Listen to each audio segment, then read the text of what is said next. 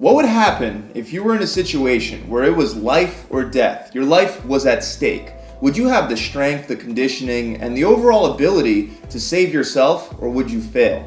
Well, in today's video, I want to go over 5 exercises that can literally save your life. And when I say save your life, I don't mean from a heart attack or a stroke 20 years from now. I'm talking about if a pack of dogs is chasing you, or if you're hanging off a ladder or a cliff, you're going to be very happy that you watched this video, because the truth is that many people forget that we live as physical beings in a physical world, and it's your responsibility to physically take care of yourself, even if technology does most of the work for you nowadays. In an emergency situation, it's going to be very nice to be able to rely and trust in your own 2 hands and 2 feet, because sometimes you just have to run.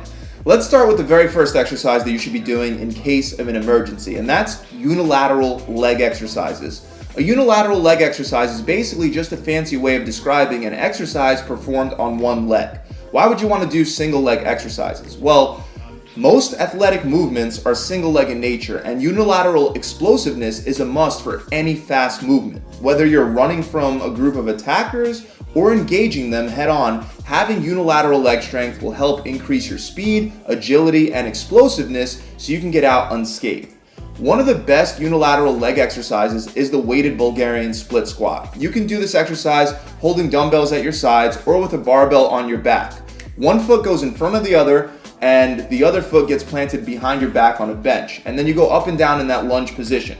Now, I know some of you may have trouble with balance and coordination, but this exercise will help you develop just that. And I promise you, you're going to get better every time you try this exercise. Try it first without weights, then progress to heavier and heavier weights when you're actually ready. And you can make it even more explosive by performing a jumping lunge at the top of the movement. The next exercise that you should be doing is the pull-up. Now, I know that a lot of people can't do pull-ups, especially when they first start, but I've trained so many people, men and women, that I've taught how to master the pull-up. It really is easy as long as you do the right things and make small incremental progress over time. The reason why the pull-up is so important to master is because you might lose your footing and fall off a ladder, you might slip off a roof, or you might trip on a trail. In fact, that actually happened to my dad when I was a kid, and I watched him pull himself back up to the trail using a tree. So accidents really do happen, and the pull-up can help give you plenty of upper body strength to deal with many different emergency situations. But let's say that you've tried to do a pull-up and you just can't get your nose over the bar without jumping. Like I said, that's totally fine. Most gyms have assisted pull-up machines where you can select a counterweight to help you up along the movement. However, you want to select as little resistance as possible for assistance. And whatever amount of weight that you need when you first start, you want to gradually work your way down until eventually you don't need any assistance at all. If you don't have an assisted pull-up machine, don't worry. There are very cheap resistance bands that you can buy and attach to a regular pull-up bar. I've used these bands on clients to help them progress to a regular bodyweight pull-up, so I do know that they work. I'll include a link in the description for a really cheap set of these bands. Next, we have an exercise that I gotta admit I don't do enough of, and that's swimming. Not only is swimming one of the best forms of cardio, but being proficient at swimming can definitely save your life. I got caught in a riptide in Cancun and barely made my way back to shore. So emergency situations where you need to be conditioned and where you need to know how to swim, they really do happen. The great thing about swimming is that it works your whole body, and it's also low impact, and it really helps with conditioning. If you're not a good swimmer, just start by swimming from one end of the pool to the other, and then take a break for a minute, then swim back. Work your way up over time to more time swimming and less time taking breaks. Even swimming a couple laps for 30 minutes is a great cardio and conditioning workout that can help you big time in an emergency, and it can help you lose some fat as well. Next up is martial arts, boxing, and wrestling. Understanding how to defend yourself is a must because running is not always an option. You could be out having a good time and all of a sudden there's a scuffle and you get dragged into it. Whether you like it or not, fights do happen, and many times they happen fast without warning. Boxing will teach you how to take a punch and how to throw a punch. Wrestling will teach you how to take an opponent down, and possibly more importantly, it'll teach you how to not get taken down to the ground yourself. There are many other types of martial arts out there, such as Brazilian Jiu-Jitsu, that are really good, but there are also many types of martial arts out there that don't really prepare you for a real self-defense situation.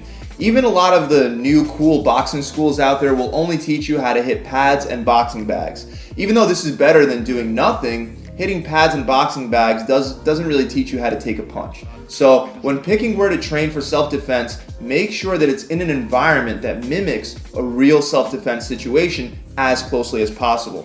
Things like sparring, rolling, and wrestling, especially when done at a high intensity, can truly help if you ever have to defend yourself or your friends. The last exercise that you want to be doing, not only to get away from danger, but also because there are so many benefits, is sprinting.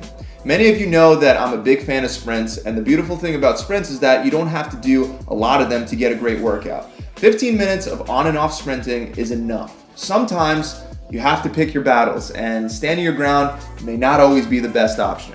Sprinting will get you away from a group of attackers or your neighbor's crazy dog.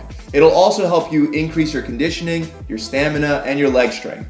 One example of a sprinting workout would be 10 sprints, each with 60 seconds on and then 60 to 90 seconds off to catch your breath. Once you do it 10 times, you're done. So it should only take you about 15 minutes. But I assure you, this is one of the best workouts you can get in such a short amount of time. That's it, guys. I really hope this video has helped you out. If you enjoyed it, make sure you subscribe to this channel, and also make sure you take advantage of my free 6-week challenge, where all you have to do to get it for free is actually commit to sticking to the plan. And most of my clients right now are losing either a minimum of 20 pounds or 5% body fat in a short 6-week time period. You get a meal plan, a workout plan, and most importantly, you're gonna get a coach that's actually gonna check in with you every single week and help keep you on track. Click the link below and that'll take you straight there. Seriously, you wanna click that link because this challenge is gonna completely change your life. If you're really serious about making a transformation, the website is gravitytransformation.com. I hope to see you guys there.